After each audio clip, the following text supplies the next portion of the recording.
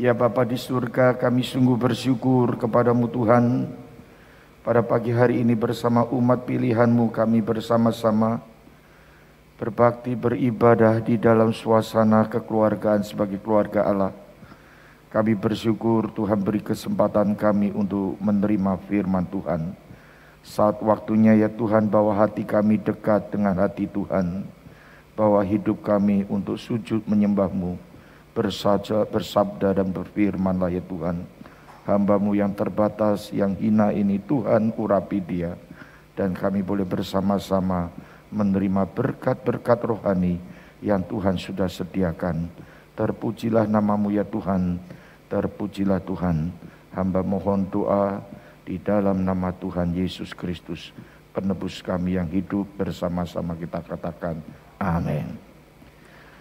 Mari kita membuka Alkitab kita dari Injil Lukas pasal yang keempat. Kita akan melihat, menyaksikan dari ayat yang ke-14 sampai ayat yang ke-30. Saya ajak saudara untuk membaca bergantian dengan saya. Ayat 14 dan saudara 15 sampai ke ayat 30 kita sama-sama. Ayat yang ke-14 Injil Lukas pasal 4. Dalam kuasa Roh kembalilah Yesus ke Galilea dan tersiarlah kabar tentang dia di seluruh daerah itu. Ayat 15.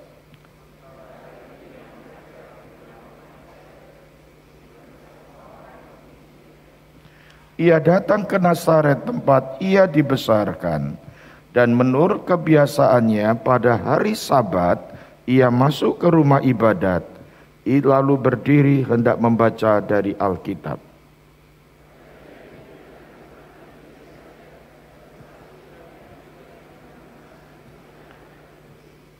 Roh Tuhan ada padaku, oleh sebab ia telah mengurapi aku, untuk menyampaikan kabar baik kepada orang-orang miskin, dan ia telah mengutus aku.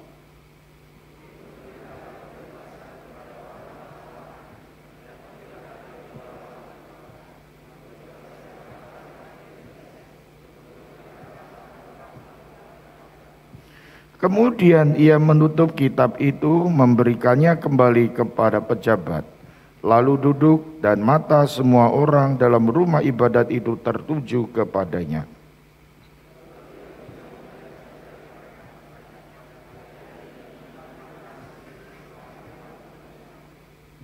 Dan semua orang itu membenarkan dia, dan mereka heran akan berkata-kata yang indah yang diucapkannya. Lalu kata mereka, bukankah ia ini anak Yusuf?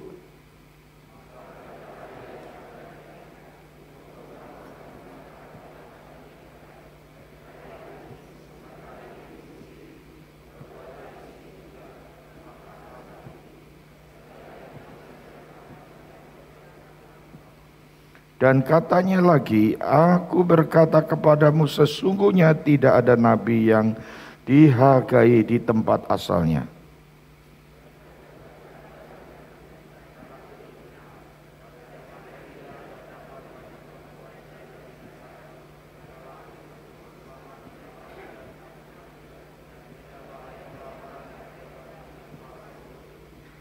Tetapi Elia diutus bukan kepada salah seorang dari mereka, melainkan kepada seorang perempuan janda di Sarfat di tanah Sidon.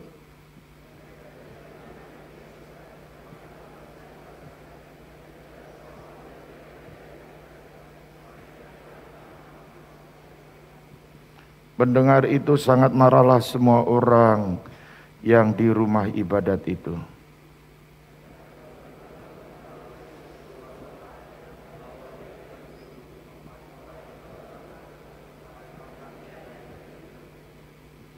Tetapi ia berjalan lewat dari tengah-tengah mereka lalu pergi. Sampai sedemikian jauh pembacaan firman Tuhan. Berbahagialah kita yang menerima, merenungkan serta melakukannya. Haleluya, amin. Shalom. Senang sekali dan bersyukur pada Tuhan saya boleh ada di tempat ini. Terima kasih untuk Gembala Sidang Pendeta Andrew yang saya panggil kenal dari sejak remaja, Wang, dan juga untuk segenap majelis. Hati saya sangat berbahagia sekali saudara, karena kalau ke GKT 3 jadi mengingat berkat Tuhan yang besar. Waktu saya ada di Lawang, sahabat saya itu Pak Freddy bersama keluarga, Bu Lili yang main kolintang, teman-teman. Terus saya dibawa ke Tidar. Tidar itu pos PI yang pertama kali didirikan. Pada waktu itu saya masuk ke sana, masih sangat muda, masih sangat bodoh, masih lugu, belum tahu apa-apa. Berat badannya 59 kilo, sekarang 95 kilo. Sudah banyak perubahan, saudara. Waktu ketemu Kohdiam Liang tadi saya bilang, aduh, saya tuh senang sekali. Hari Selasa saya berangkat dari Sydney, kota di mana saya melayani Jemaat Indonesian Presbyterian Church Renwick. Majelis dan jemaatnya menyampaikan salam sejahtera bagi saudara di tempat ini. Dan saya hari Sabtu, hari Jumat ada undangan pernikahan di Surabaya. Saya lihat ada jadwal kosong, ketika dihubungi GKT 3 minggu khotbah. Saya bilang iya, nanti hari Selasa saya kembali ke Sydney lagi. Hati ini sangat bergembira sekarang tadi bisa bersama-sama di sini. Dan Tuhan selalu memelihara dan memberkati kita. Saudara sekalian, saya teringat sekali pada satu kisah di mana ketika suasana liburan seperti ini, seorang ayah membawa anaknya untuk bermain, dan bapak ini bekerja sebagai penjaga pintu kereta. Dia bawa anaknya main di daerah tempat dia bekerja. Di lahan tempat dia bekerja itu ada berapa jalur kereta api. Di antaranya ada sebagian tempat yang sudah mati, yang pasif. Tidak ada kereta berlalu lalang di sana. Anak ini main di sana, bermain di sana. Dan sementara ayahnya konsentrasi pada jalur yang aktif. Kereta api dari jauh sudah kelihatan akan datang masuk. Rupanya anak ini melompat-lompat main di tempat itu. Sang ayah teriak, "Nah anak, ayo pindah." Anak ini enggak dengar teriakan itu, tidak disautnya sudah. Ayahnya panik, dia akan mengambil satu keputusan di dalam dua pilihan.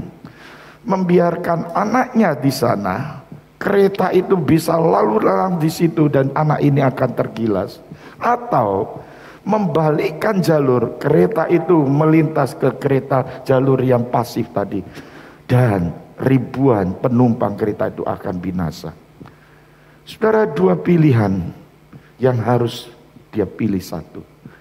Satu pilihan untuk memilih dua hal, saudara-saudara. Ketika itu di stop cerita itu, pertanyaannya, kalau Anda sebagai penjaga, sebagai ayah anak ini, saudara, pilih yang mana?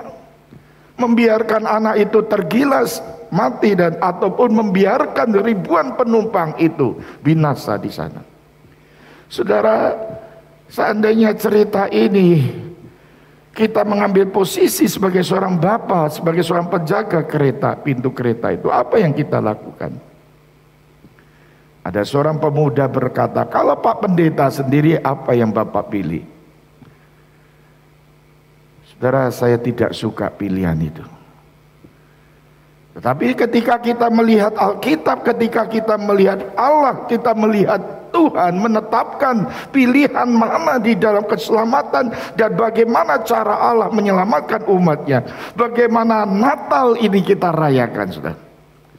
Kita bisa menyaksikan dalam Yohanes 3 ayat 16 itu dikatakan, karena begitu besar kasih Allah akan dunia ini, sehingga ia mengaruniakan itu memberikan anaknya yang tunggal, supaya barang siapa yang percaya tidak binasa. Menyerahkan anak, saudara. Saya itu punya anak perempuan satu. Ketika dia menikah, saya biasa jadi pendeta itu kalau menikahkan itu ada pertanyaan di awal, siapakah yang menyerahkan putri anak ini untuk dinikahkan ke pemuda ini? Saudara, saya gampang nanya, saudara. Ketika saya bawa anak perempuan saya masuk ke pintu gerbang gereja, ketika rekan saya bertanya siapakah yang menyerahkan anak ini, putri ini, gadis ini agar dapat dinikahkan. Saudara, walaupun kegembiraan pernikahan itu, saya katakan saya sebagai papa, selama 24 tahun dia bersama kami. Ketika ada seorang pemuda yang meminangnya dan saat ini dia akan nikah. Sementara hati saya gembira sekali, tapi ada satu rasa. Saya menyerahkan, kata menyerahkan itu sulit sekali sebetulnya. Apalagi ketika menyerahkan untuk hidup menderita. Menyerahkan pada dunia yang gelap, dunia yang berdosa. Ketika saudara merenungkan bagaimana kasih Allah, bagaimana Allah berkarya di dalam umatnya, di dalam keselamatan yang hari ini dinyatakan. Saudara-saudaraku yang dikasihi Tuhan, mari kita melihat di dalam tema bagaimana kita sikap menyikapi, menyambut kedatangannya, saudara. Kita tidak boleh melupakan dasar daripada kehidupan orang percaya, keselamatan yang Tuhan anugerahkan. Itu saudara-saudara tidak terbandingkan dengan apapun juga. Pengorbanan Kristus, karena Kristus yang datang ke dalam dunia ini. Saudaraku yang dikasihi Tuhan, betapa besar kasih Tuhan, betapa besar anugerah Tuhan, saudara. Sehingga ia mengaruniakan anak yang tunggal supaya barang siapa yang percaya tidak binasa, melainkan beroleh hidup yang kekal. Saudara, inilah yang diproklamasikan ketika Yesus memberikan satu pernyataan berkenaan dengan tahun rahmat Tuhan. Di dalam pasal yang keempat Lukas mencatat, Yesus memproklamirkan daripada nubuatan Nabi Yesaya. Dia memberitahukan kepada murid-muridnya. Dia memberitahukan kepada dunia yang hari ini kita juga saksikan. Natal itu sendiri. Tapi kalau kita mau merenungkan dengan sungguh-sungguh, betapa sungguh dan sungguh kita harus menghargai keselamatan yang Tuhan anugerahkan. Bagi orang yang sungguh percaya kepada Tuhan, hendaklah ada 3 hal yang kita hadapi hari. Ada 3 hal yang kita harus miliki sebagai orang beriman, saudara.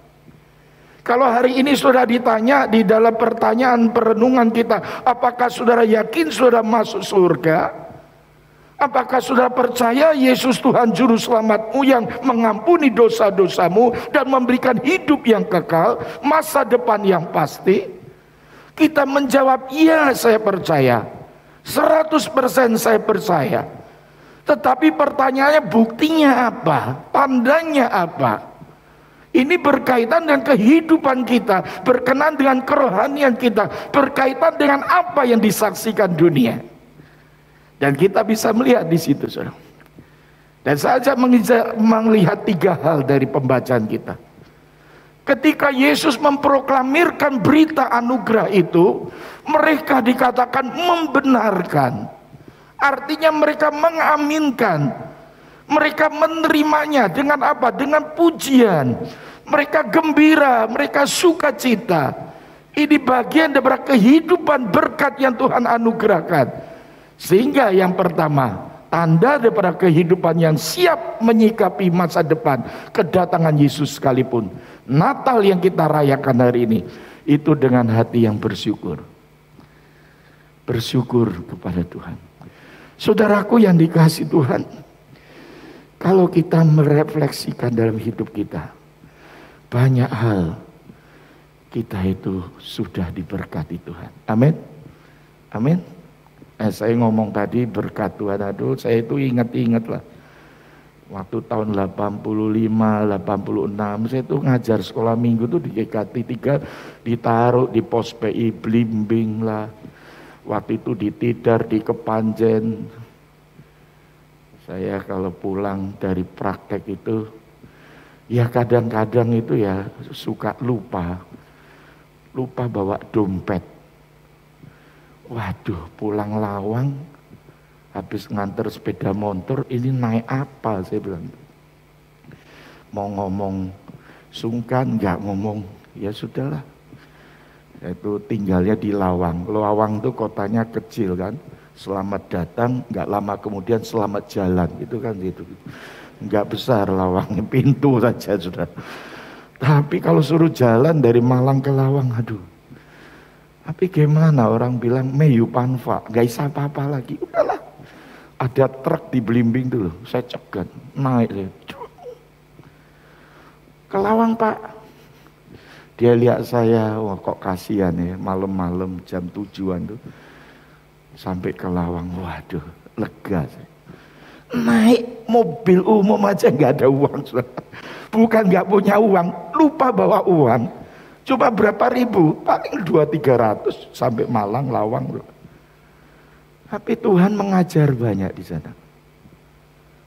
Mendidik rohani dengan banyak. Sampai di Aletea itu, saya ke sekolah di Aletea itu zaman tahun 80 dan almarhum Daniel Tanaya itu, aduh. Kalau ngomong doa ya, besok mau makan apa? Wah, saya doa. Wih, makanan di Aletea itu enak-enak bagi saya. Tapi kalau sudah makan enak, saudara, kan harus doa dulu. Doa. Kalau ayam itu suka dipotong-potong. Bagian kepala, bagian dada, bagian paha. Jangan lupa ada bagian ekor juga. Nah, saudara, kalau aminnya telat, kita dapat ekor, saudara. Orang rebutan. Ya, iya tuh. Kadang-kadang saya sudah ngambil gitu, baru amin. Loh, ketukar, kok jadi kepala lagi, saudara. Temen tuh waktu doa ada lompat. Sampai sebegitu. Wah, kadang-kadang ya menderitanya bukan karena dibuat-buat. Saya itu pernah ngalami itu, mau sikat gigi itu. Hari Senin pakai odol si teman ini, hari Selasa ini. Kan di kamar mandi itu banyak gelas-gelas gitu. Gak punya. Tapi Tuhan bentuk seperti itu. Hari ini saudara-saudara, saya boleh katakan, saya boleh melihat saudara kita ini datang ke dunia enggak bawa apa-apa. Saudara datang ke dalam dunia ini enggak bawa apa-apa. Saat ini ada apa-apa, semua kita ada, saudara. Jadi kadang waktu kita berkata saya belum bisa beli sepatu baru, ingat kita sudah diberi kaki yang indah, kaki yang Tuhan ciptakan. Kita belum bisa ganti kacamata baru, Tuhan sudah berikan bola mata yang sempurna. Saudara bersyukur di dalam anugerah Tuhan, saudara. Seorang yang menyikapi kedatangan Yesus, dia akan melihat kebaikan-kebaikan Tuhan. Dia akan melihat, saudara-saudara. Tetapi pertanyaannya, saudara-saudara, masa-masa hidup kita, musim-musim hidup kita, itu enggak selalu baik, saudara. Kadang ada yang baik, kadang ada yang buruk, saudara-saudara. Kadang-kala ada masa-masa yang kelam, yang gelap sekali, saudara. Kadang-kala ada masa-masa duka. Ada rasa-rasa kecewa, ada rasa marah, ada rasa menuduh. Tetapi Tuhan, bahkan Paulus seringkali menekankan, satu pelajaran rohani, kita diajak untuk bersyukur dan bersyukur senantiasa. Saudaraku yang dikasihi Tuhan, Paulus mengajarkan bersyukurlah dalam segala hal. Karena di dalam segala hal berkenaan dengan karya Tuhan, perbuatan Tuhan, berkenaan dengan otoritas Allah, kedaulatan Allah, berdasarkan apa yang disebut dengan rencana Allah. Allah itu melihat jauh dari depan, bahkan ke belakang hidup kita. Kalau kita melihat di dalam keselamatan kita, kita bisa dipilih hari ini. Ini semua bukan karena kita. Kita itu semata-mata karena semuanya berkat anugerah Tuhan. Sehingga Paulus dikatakan ketika kitab Roma pasal 1, dia membuka jajaran kehidupan kita. Siapakah kita? Kita orang berdosa. Tapi Paulus juga mengajak kita untuk melihat bagaimana anugerah Tuhan yang besar. Sehingga sering-sering orang gereja seperti kita, orang reform melihat, itu kan ketetapan Tuhan, itu kan Allah menetapkan Itukah yang disebut dengan suatu doktrin, yang dikatakan doktrin ketetapan Allah. Sudahlah, tidak usah mikirkan yang lain. Kita tidak perlu usaha apa-apa. Sudah ditetapkan, ada sikap-sikap yang seperti ini. Paulus di dalam Roma 1 sampai yang ke-9 dia mengatakan banyak hal. Tetapi setelah itu Paulus mengajak untuk kita bersyukur kepada Tuhan. Paulus mengajak untuk kita melihat ke belakang, terus kita melihat ke depan. Kita diajak untuk melihat hari ini, saudara-saudara, oh semua itu karena anugerah Tuhan semata-mata. Tapi ini jangan dipakai sebagai starting point bagi kita, bagi orang percaya. Kalau gitu udah nggak usah penginjilan. Paulus bukan mengajak itu, tetapi dia memperlihatkan bagaimana ketika kita melihat ke belakang, oh semua itu anugerah Tuhan. Tuhan pilih kita, tetapkan kita.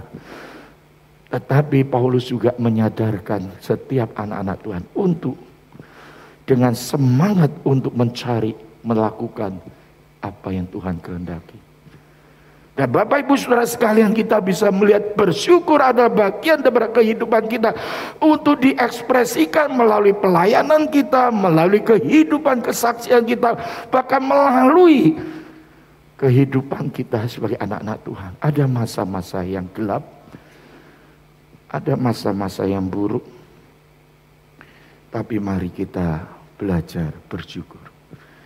Jangan suka banding-bandingkan. Kita seringkali banding-bandingkan. Itu di satu kota ada gadis yang namanya saya pinjam ini, Lala. Lala itu gadis primadona pujaan desa itu. Semua pemuda melihat dia. Banyak orang tergila-gila. Sehingga di satu rumah sakit gila itu ada beberapa pemuda gila karena Lala. Nggak dapat Lala, gila. Ketika orang berkunjung, kenapa dia masuk ini rumah sakit? Karena tergila-gila sama Lala, dia nggak dapat, dia gila. Terus ada seorang pemuda lagi menangis-nangis, gila. Dokter, dia juga sama, nggak dapat Lala, tergila-gila jadi gila. Enggak, justru dia dapat Lala jadi gila. Yang dapat gila, yang nggak dapat gila, saudara-saudara. Sudah bisa melihat, saudara. Jangan banding-bandingkan hidup kita, jangan banding-bandingkan. Kadang-kadang kita banding-bandingkan sehingga kita tidak bisa mensyukuri secara pribadi apa yang kita dapatkan. Saudara-saudaraku yang dikasih Tuhan, bagian yang kedua kita akan belajar bagaimana sikap kita menyambut kedatangannya. Saudara-saudara, kita diajak di sini ada dua contoh orang yang bernama, pertama janda di Sarfat, yang kedua Naaman. Mereka berdua adalah contoh di bagian perikop kita sebagai orang yang beriman. Janda di Sarfat itu orang yang beriman ketika hujan tidak turun selama 3 tahun 6 bulan. Dikatakan Alkitab mencatat dia dipelihara, dijaga oleh Tuhan. Ini terjadi di zaman Nabi Elia.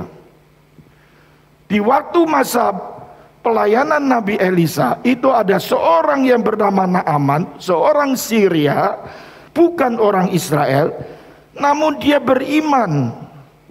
Tuhan memberkati Naaman, menyembuhkan Naaman, sehingga pada waktu dia disembuhkan dan dia mengalami kesembuhan dan kuasa Tuhan, ini dikarenakan dia percaya kepada Tuhan. Dia yakin kepada Tuhan. Dua contoh orang beriman di sini, saudara. Tuhan itu melakukan melampaui apa yang kita pikirkan, saudara. Saudara-saudara, di dalam kehidupan orang percaya, hidup kita itu berdasarkan iman, saudara. Sehingga di dalam teologi Calvin itu ada 3 unsur, 3 aspek di dalam berbicara iman. Yang pertama berbicara iman tentu berkaitan dengan notisia, berkaitan dengan pemikiran, pengetahuan. Kita percaya itu kita harus tahu apa yang kita percayai. Tetapi hanya tahu enggak utuh. Tahu saja itu belum mesti percaya utuh, sudah.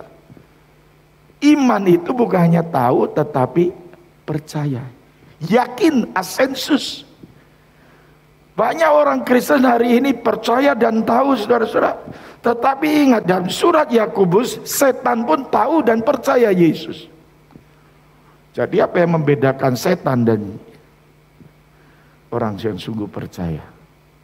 Ada unsur aspek yang ketiga yang setan tidak miliki, yaitu fidusia.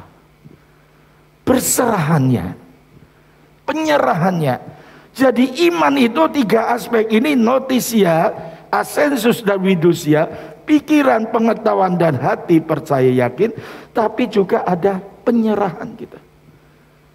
Iman itu berkenaan dengan kehidupan mempercayakan diri kita kepada Tuhan. Saudaraku yang dikasihi Tuhan, kita perlu percaya pada Tuhan. Karena hidup kita itu di tangan Tuhan sepenuhnya. Tuhan yang mengasihi kita. Kita percayakan sepenuhnya pada Tuhan.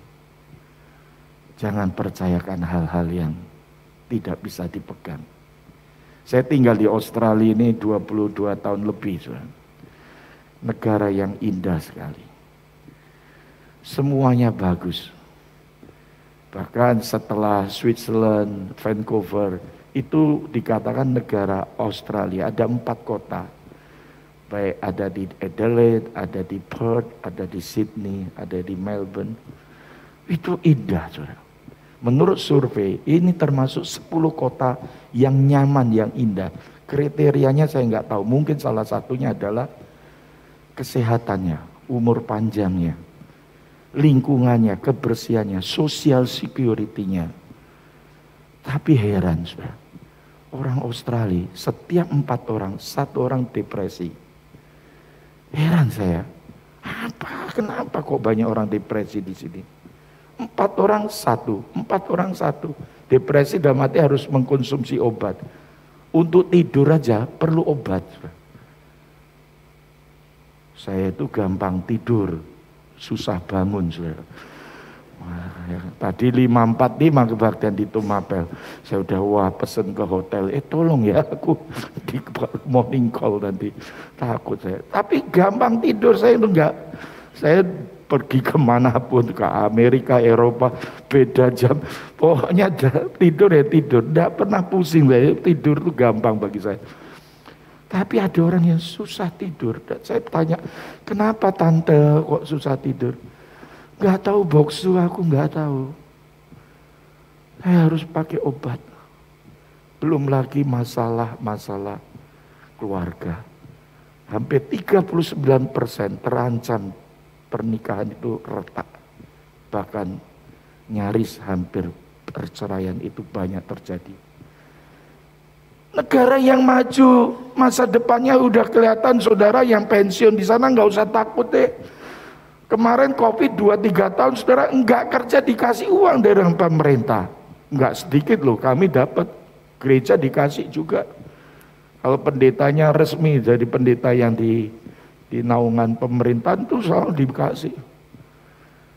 Tapi kok pelayanannya enggak pernah tertutup dengan kesulitan-kesulitan seperti ini. Kita harus sadar saudara, karena dunia ini adalah dunia yang berdosa, saudara. Kita itu orang yang hidup dalam dunia yang berdosa, saudara. Masalah tetap ada, saudara. Masalah selalu ada. Gereja nggak pernah nyaman, saudara-saudara. Kalau gereja yang nyaman, saya bertanya kepada Tuhan, gereja apa ini gereja yang nyaman? Tahun 96, saya itu pernah diminta jadi pendeta konsulen di Ujung Pandang. 96. Ingat sekali itu ada peristiwa kerusuhan kota Ujung Pandang. Gereja kami itu serang habis-habisan. Dan pastori gereja itu di atas. Anak saya masih 1 tuh, usianya masih kecil. Ketika batu itu menghancurkan gereja, saya itu hanya bisa di dalam bersama istri, semu dan anak. Dengan berapa asisten yang tinggal di pastori bagian belakang. Dengan berapa karyawan. Tapi gereja GKJMB di ujung Pandang itu bekas pabrik biskuit. Jadi pintu gerbangnya itu kuat sekali. Dijebol-jebol nggak bisa. Kami tetap di dalam. Tapi hancur kaca-kacanya itu habis. Hari ini saya ada di sini itu anugerah Tuhan. Saya betul-betul udah nggak kebayang. Semua bilang, Pak Joni cepet lari ke Jakarta. Ketua majelis bilang, ayo kamu pulang Jakarta. Pulang gimana? Airport aja tutup. Aku bilang, gak bisa kok. Gentar, takut. Tapi Tuhan tolong kami gak bisa apa-apa. Kalau hari ini kemarin beberapa waktu lalu saya mengunjungi Makassar, saya bilang kata sama sama istri, aduh kita masih bisa menikmati. Bukan karena baik, bukan karena kita saleh. Ini Tuhan masih beri kesempatan saja itu. Tahun 98 gembalakan di Jakarta. Ini ada beberapa bapak-bapak sering ketemu kami di Jakarta. Kerusuhan 98. Sehingga gelombang 98 sampai 2000 itu banyak orang-orang yang imigran ke Australia. Banyak anak-anak pemuda yang studi di sana. Satu hari saya diundang untuk melayani camp pemuda. Dan hati saya tergerak sekali ketika ratusan pemuda angkat tangan. Oh Tuhan, aku mau terima Yesus. Ada pendeta lokal di sana, pendeta bule itu ngomong gini. Bagaimana follow up mereka? Kasih masukan. Saya bilang ya dibina imannya. Siapa yang terpanggil untuk membina imannya? Apakah Anda ada hati untuk berdoa itu? Bawa pulang doa itu. 1-2 tahun saya berdoa terus sudah. Tahun 2000 saya berangkat sudah. Dan Tuhan pimpin sampai hari ini. Saudara, enggak mudah. 2-3 tahun lalu COVID melanda Australia. Melanda Indonesia. Habis khotbah Sabtu undangan pernikahan di Singapura. Minggu saya khotbah di gereja. Minggu malam tengah saya udah balik ke Australia. Terpapar kena COVID. Saya pikir apa ini? Gak ada obatnya, gak ada vaksin. Tahun 2020 bulan Maret sudah. Teman-teman sudah mulailah untuk mempersiapkan hati. Wah udah. Saya juga sudah pikir sudahlah gak apa-apa. Mati sih gak takut sudah. Yang kepikiran yang tak tinggal ini gimana nanti.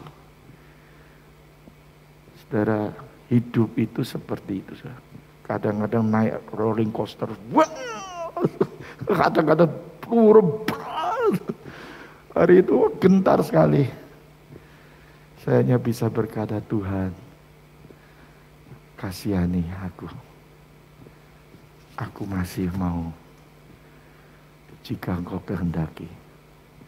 Kalau enggak Tuhan, berikan aku damai hatiku.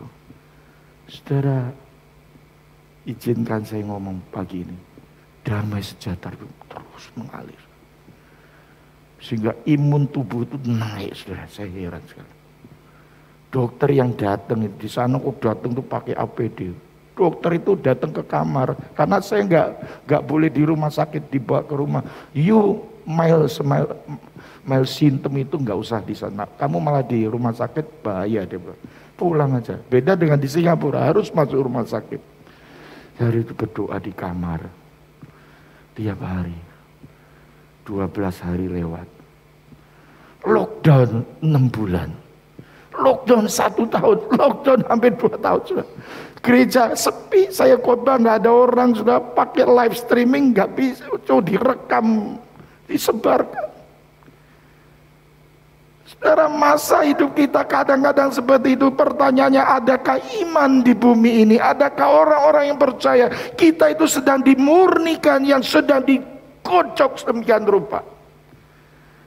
Saudara, Naaman menyaksikan itu, mengalami janda di Sarfat dengan langit yang tertutup hari itu, mengalami bagaimana Allah memeliharanya. Saudaraku, di dalam menjalani kehidupan kita, menantikan kedatangannya, jangan lupa kita tetap setia di dalam iman kita, saudara. Di masa peperangan, di masa-masa krisis ekonomi sekalipun, ingatlah Kristus. Sehingga apa yang kita perlu pegang yang ketiga di dalam menantikan. Ayat yang ke-28 sampai ke-30. Ketika ini disaksikan oleh orang-orang Farisi, mereka marah dikatakan. Mereka berencana untuk mencelakakan Yesus, akan menjatuhkan Kristus Yesus. Tetapi apa yang dikatakan di situ? Yesus ketika ada di dalam situasi itu. Ayat 30, Yesus berjalan lewat di tengah-tengah mereka. Artinya Yesus gak tersentuh hari itu. Artinya maksudnya Yesus tidak terpengaruh ataupun tidak dikendalikan oleh situasi, oleh kondisi hari itu. Tapi justru Yesus mengendalikan, mengontrol situasi, mengontrol kondisi. Dia lewat, saudara-saudara. Dan peristiwa bagaimana Kristus lahir di dalam dunia, Kristus mati, Kristus bangkit, dan Kristus naik ke surga, dan Kristus akan datang kedua kalinya.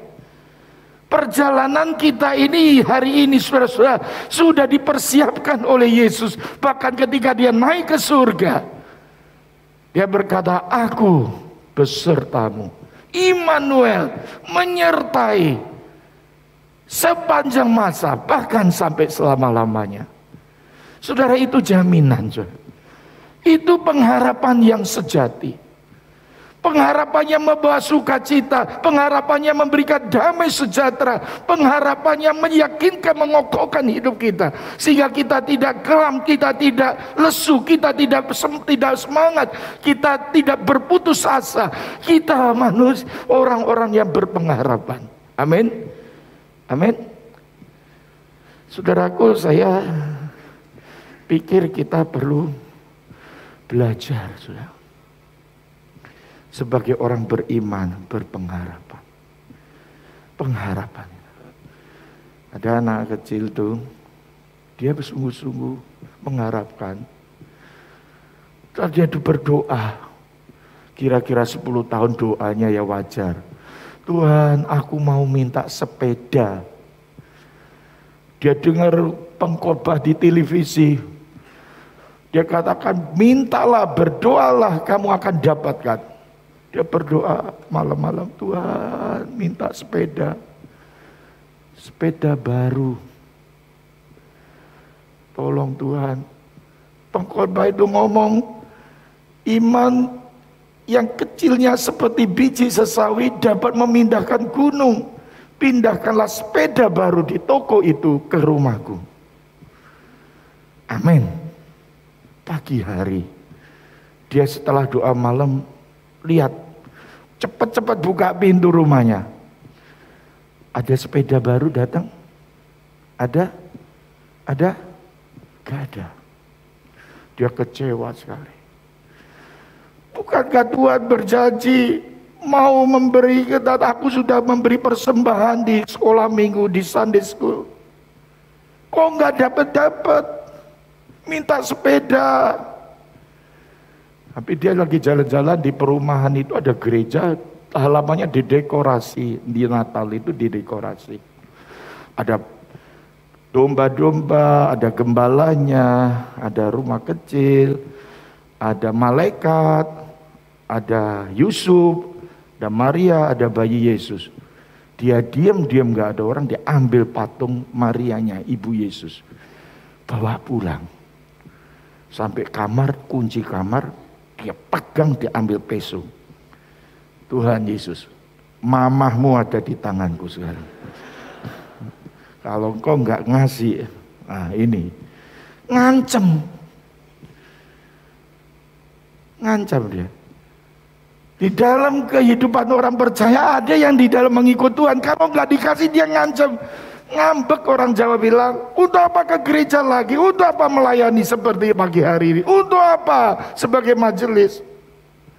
Untuk apa kami ada di rumah Tuhan selalu setia?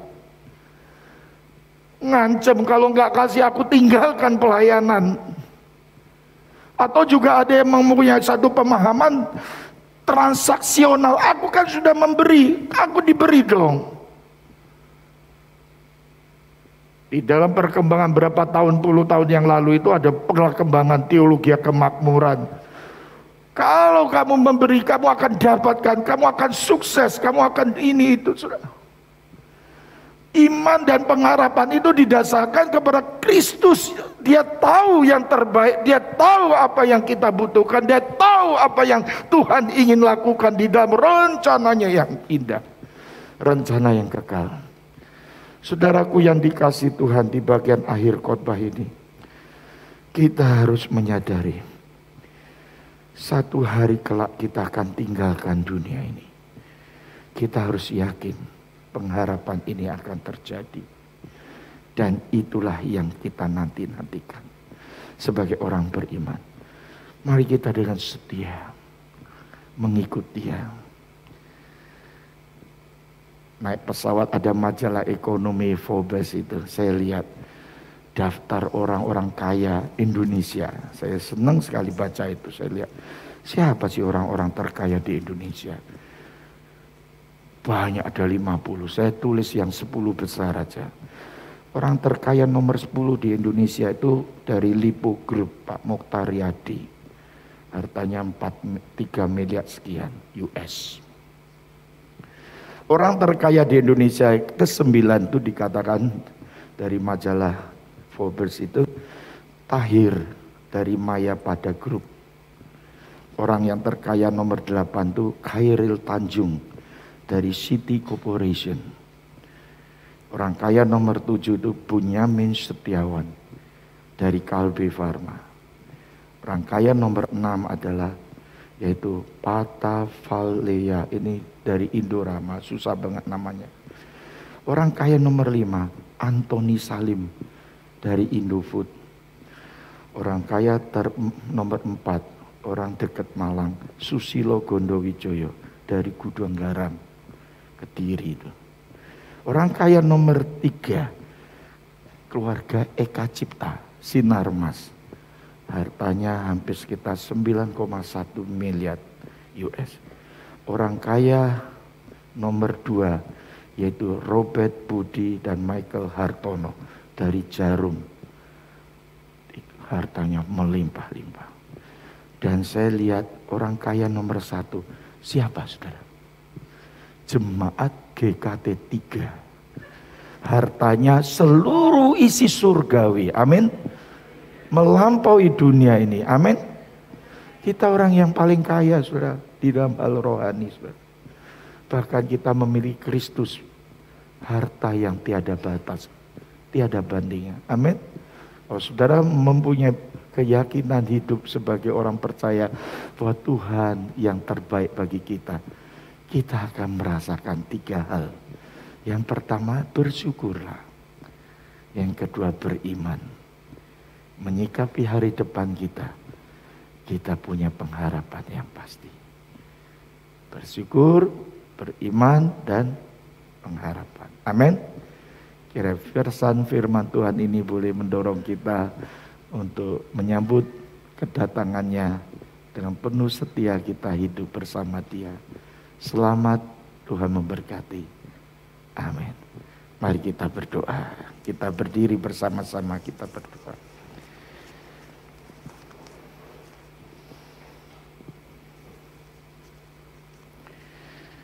Bapa kami di surga, kami sungguh bersyukur kepadamu Tuhan, pada pagi hari ini boleh beribadah dengan saudara-saudara kami di tempat ini. Kami bersyukur untuk kasih karunia-Mu Tuhan. Kami bersyukur untuk segala berkat kebaikan-Mu. Berkatilah jemaat-Mu di tempat ini bersama seluruh hamba Tuhan dan gembala sidang serta majelis yang melayani bersama. Biarlah kami menjadi anak-anak Tuhan yang sungguh mengasihi Tuhan. Tahu hidup bersyukur kepada Tuhan, beriman, bahkan tetap berpegang pada pengharapan di dalam Kristus. Karena di sanalah kehidupan kami sebagai orang yang sungguh beriman boleh membawa dan menjadi berkat bagi dunia ini. Berkatilah gerejamu, berkatilah Natal yang akan kami sambut pada hari Minggu mendatang ini. Berkatilah untuk kehidupan keluarga kami, studi anak-anak kami, masa depan mereka, bahkan kehidupan daripada pelayanan kami. Inilah doa kami ya Tuhan. Terpujilah nama-Mu Tuhan. Kami berdoa di dalam nama Tuhan Yesus yang mengajarkan kita berdoa bersama-sama. Yuk. Bapa kami yang di surga, dikuduskanlah nama-Mu, datanglah kerajaan-Mu, jadilah kehendak-Mu di bumi seperti di surga.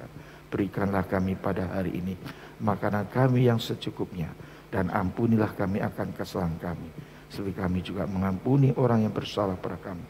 Dan janganlah membawa kami dalam pencobaan, tapi lepaskanlah kami daripada yang jahat, karena Engkaulah yang empunya kerajaan dan kuasa dan kemuliaan sampai selama-lamanya. Amin.